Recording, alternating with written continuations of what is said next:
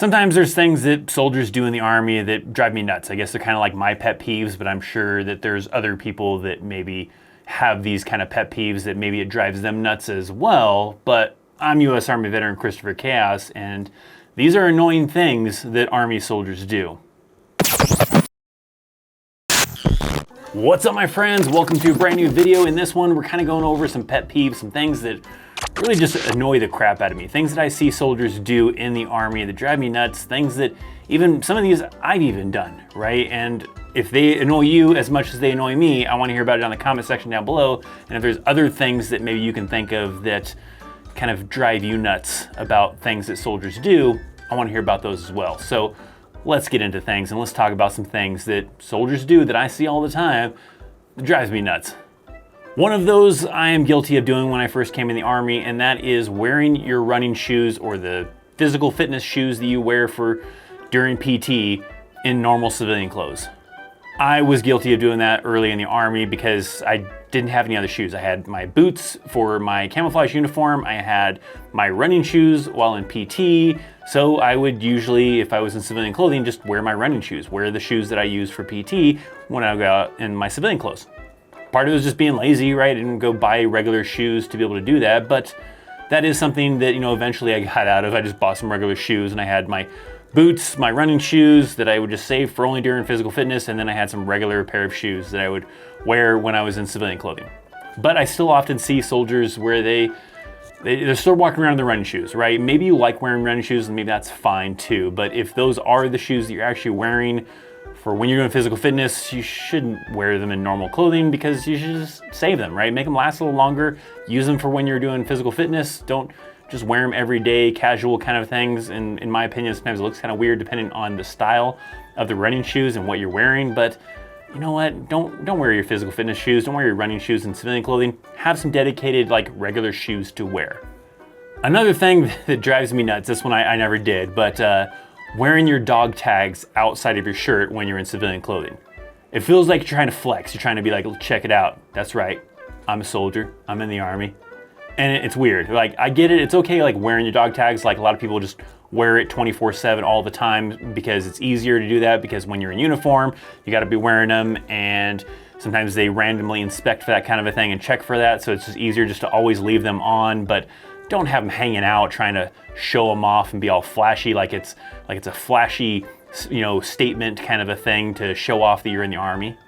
If you're gonna wear dog tags, keep them in your shirt, just like you would normally in uniform. But I have seen some people where they like to have the dog tags hanging out. They're walking around in the club, out at the mall, wherever, just out in public, and they got their dog tags just hanging out, just walking around, trying to parade around like, hey, check it out, I'm in the Army. That's right, ladies. I don't know what the deal is with it, but it was just always a thing that kind of drives me nuts.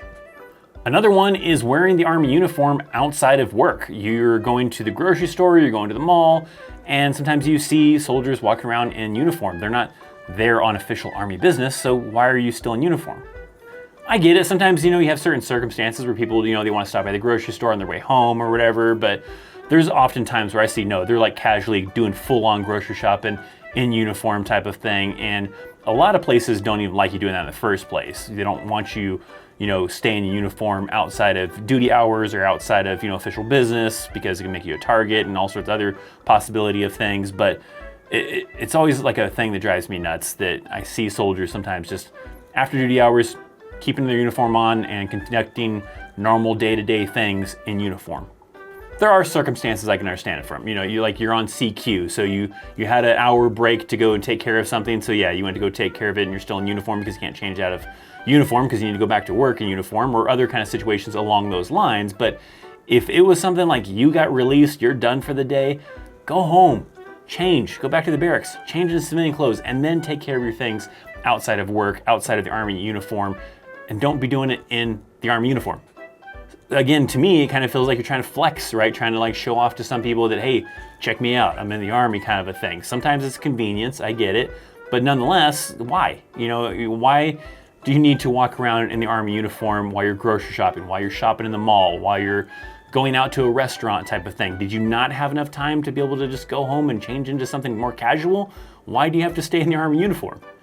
Another one that bugs me is when soldiers use the military ID when they're carded for something, when they could have just easily used their driver's license.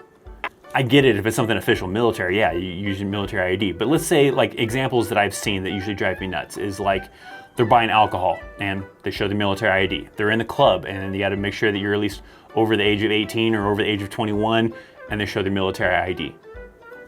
If you don't have a driver's license or another form of identification, then sure, I get it, use your military ID. But if you do have another form of identification, like a driver's license or whatever, what's the point of showing your military ID? Are you trying to get discounts? Are you trying to get some kind of special treatment because you're in the military? I don't know what the purpose of that is.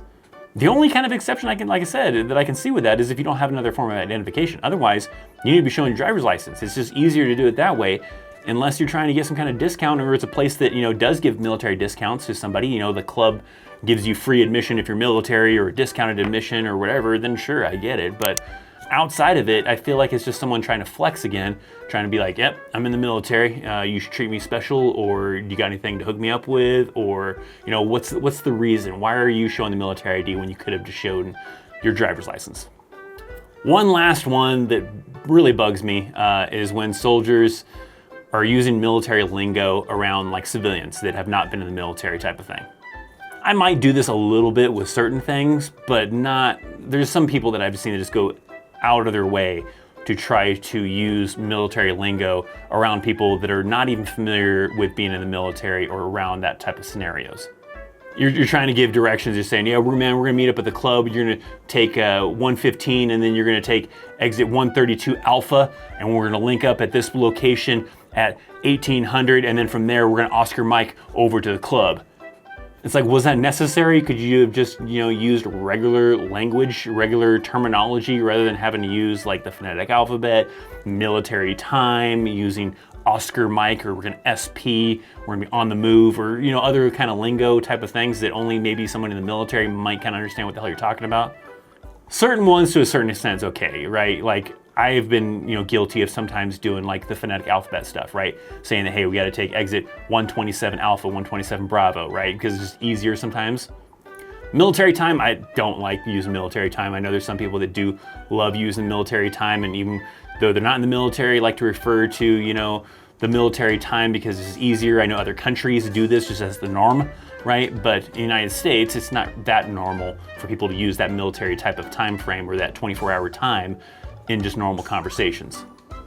And then definitely some of your more major things, Oscar Mike, SP, certain things that are just strictly military related. It's like, why are you using that in front of these people? Sometimes it's a habit, and I understand that maybe you're just gotten into that habit, you got into that rhythm. Maybe you're trying to look cool. I don't know what the deal is. To a certain extent, you can give a little bit of leeway and it's okay, but there's some people I've seen that just take it to extreme and just are using it as if they are in a Call of Duty game. They're trying to sound awesome, trying to impress somebody, and trying to use all this crazy army lingo with every other sentence type of thing, and it's just unnecessary. My viewers out there that are currently in the Army, or some veterans out there, what are some things that you see soldiers do that just drives you nuts, right? Some pet peeves, things that just bug the hell out of you. I want to hear about that down in the comment section down below. Now, don't go taking off just yet, because I got this video right here that I highly recommend. YouTube says that you should watch it. They recommend it to you, so there must be a reason. So you should check it out, because YouTube's gone through all the work to recommend this to you. So check it out. Check out the links down in the description box for social media, for websites, all sorts of stuff. Thanks for hanging out. I'm Christopher Chaos, and I'll see you next time. See ya.